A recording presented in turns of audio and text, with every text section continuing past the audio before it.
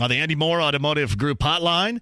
For the past 5 days, you've been up at Grand Park watching him practice, and thrilled to have him back. The quarterback of the Colts, Andrew Luck, joins us. Hello, Andrew. How are you? I'm doing well. How are you? How's the shoulder feeling? It's doing awesome, man. It's I'll tell you, it's been a little bit awkward. It's like it feels awesome. It feels a little weird. Things get better every day, and I'm having fun playing football again. How's it feel weird? Things don't quite move like you expect them to move in a sense, and you forget how fast the game of football, especially at the NFL level, really is. The first day is like just trying to stay afloat, and then the second day a little better, the third day better, the fourth day better, the fifth day better. So it's been really fun to see improvement every day. Andrew Luck's on the Andy Moore Automotive Group hotline. Was there a turning point, not just with what you're doing right now, but within this entire process that you have gone through where you absolutely knew everything was going to be okay? No, there wasn't one sort of aha moment or an epiphany. I think it was an accumulation, or it's been an accumulation of a lot of little things and certainly little challenges and bumps along the way, and sort of working through those. And there will be many more bumps along the way. I know personally, I know for this team this year. But, as long as we sort of live in the moment, figure out, what we're doing that day, focus on that practice, that meeting, that walkthrough, whatever we're in, then I think we'll come out on top. Hey, Andrew, sometimes nerves can be a good thing, man. Seriously. I mean, it can kind of prove that you're actually, you're alive, so to speak. How alive have you been in the past 5 days with nerves in mind? Yeah, I walked out to that first practice, felt my chest like I've not felt them in a long time. Like I was playing a game, and It caught me a little bit. It took me by surprise, but it was special, and to get to feel that way is special. And it was a nice little reminder that I love this game. Yeah, is that how many more of these layers or these humps will you have to overcome expectation wise? I'm sure there's many more. And the beauty of it, I am not looking beyond what I've got at the moment, and there are challenges that we're going to have to go through, but right now for me, it's after I finish talking, I'm going to get a good lift in. Yeah, figure out how I can maximize. How are we getting better as a Colts football team? How are we getting better as an offense? So it's been a lot of fun to live in the process. It's Andrew Luck with us. How was it working with Tom House? And I'll give you a great example. Drew Brees came on with me a couple of weeks ago, and we were talking about how he went, and he still actually communicates all the time with Tom House about what he went through and takes advice. How was your experience with Tom House, and how did that come to where you are, I guess, right now, getting back into the game? Yeah, my experience with Tom has been amazing. He's a great man. He's got a great heart. He loves helping people, certainly helping people figure out how to throw their best. And there's so many layers to that. So my experience with him has been great. I should say my experience with him is great. I lean on him as a resource, and also through the past couple of years, I've really gotten a great help from a lot of people, both inside, the building on West 56th Street and outside, and very grateful for that help, and there's still a ways to go, but I appreciate everybody who's been able to help me. It looks to me like you throw pretty much damn the same as you did before this. I can't tell, but who the hell am I? How are things different for you throwing the football? Yeah, no, they're subtle, and I think you'd be hard pressed to find a difference if you weren't sort of in the weeds on it, with me on a daily basis. But I am working on making sure I do have consistent technique and tightening up motion and using my legs, really using my legs as effectively as possible to take as much pressure off my arm. It's Andrew Luck with us. Were you doing something wrong? Is that what led you down this path, or what needed to be corrected? I think among many things, when you get injured, our bodies are amazing. They figure out ways to adapt, and I think a couple of years ago when I was playing and not in the best shape with my arm, that I started to throw in a little different way to get the job done, per se.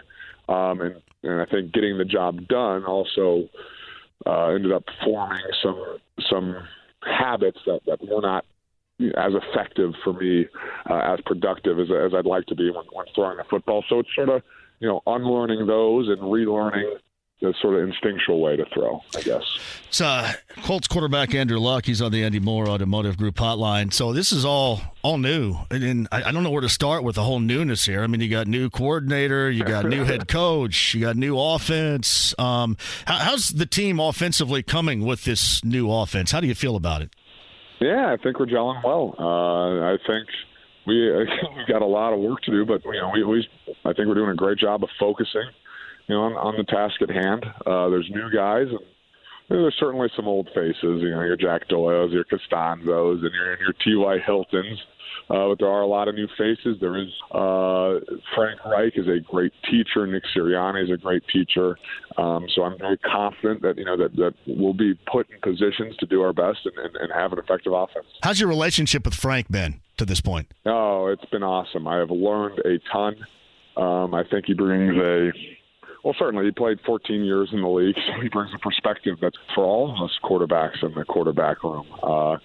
He can relate to certain things that maybe others cannot, and he has a great way of sharing his experiences with us, and I've very much enjoyed working with him so far.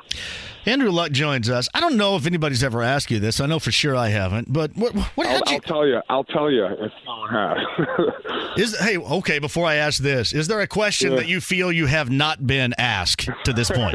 Is there one that we've missed? I'm sure you could come up with something. Okay, I got to know how you felt when you found out that the guy that had taken the job, that was announced for the job, decided in the 11th hour he wasn't taking the job and dissed the organization and the job to obviously, which I think is a good thing, have Frank on board now too. But how did you feel at that moment when you first learned about that? That was a good question. I have been asked. I was miffed a little bit.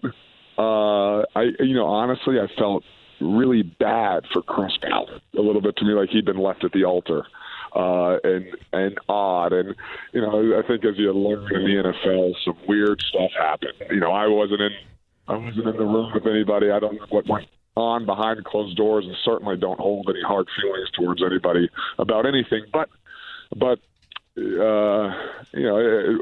was weird. I did feel bad for Chris, and then sort of had a chuckle like, it's funny. I know that I know. I've heard about Jim's reaction. I'm kind of curious. Did you have a conversation right after that took place at all? How quickly, I guess I should ask, did you have a conversation with Jim about what had just taken place with the change of direction? I talked with Chris Ballard a little before talking to Mr. Irsay. And, so I talked to Chris before that. And as you probably know, Chris is very honest and always been very honest. He's pretty pissed, I think, at the time, wasn't he? Could you describe him as that? Yeah, I don't want to try to describe someone else's emotions, Sure. But I know Chris is a honest, passionate guy, and I certainly very much appreciate that about him. So Andrew Luck, he's on the Andy Moore Automotive Group hotline. So I got one that hasn't been asked yet. I did that. Probably not one asked by the media per se. Okay, you're a private dude, and this is a pretty interesting combination. You're a private dude, and you want this football stuff and your private life to be private. But man, you're out there, and you're always. I got you in 1,000 pictures at concerts and at the race this summer and at Pacer games. How do you? That's an interesting combination you have, where you want the privacy, but you're really cool with people coming up. How does that work for you, especially in a small community like this?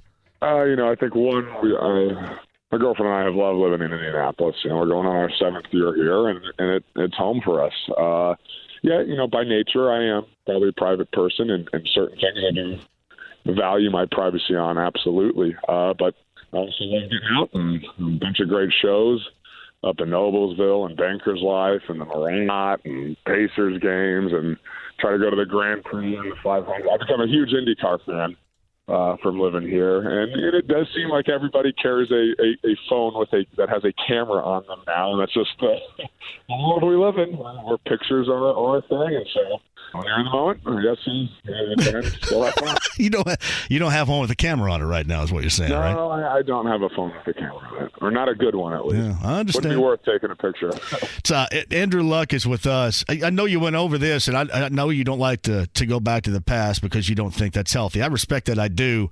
But what was the darkest moment going through this past year? Because to me, Andrew, it is an absolute 180 compared to where you were this time last year and how you felt to right now. What was the darkest point? Yeah, there were some dark points, and some of them I'll keep private based on our conversation 30 seconds ago. But not being out there with the team in an odd way, I was embarrassed and felt like I was letting a lot of people down, and I think I carried that shame, guilt in a sort of odd way, and learning to reconcile with that was interesting and tough. And I think I've always tried to take pride in being available as a quarterback, being out there for the guys who are not out there. It's does some weird stuff to you. Yeah. Did you know? I mean, when did you find out that, hey, I'm not going to be ready last year? And I'm sure that probably, I don't know if it sideswiped you, but that's probably a shock to the system, being somebody that's always been there and ready. I was working very, very hard. And then I can't remember I don't have an exact date, but it was in the middle of that season there.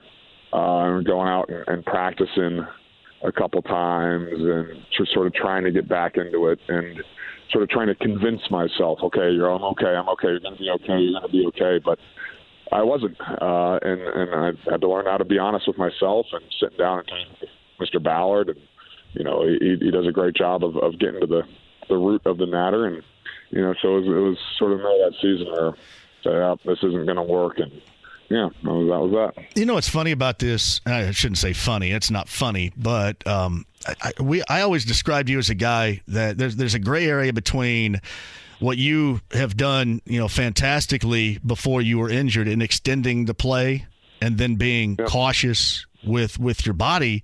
And I guess that that translates to mentally trying to play it too. I mean, extending, hey, when should I err on the side of caution? Because there's such a gray area when you've played the game at the level and to the degree in which you have played it throughout your life. I'm assuming here. Is that correct?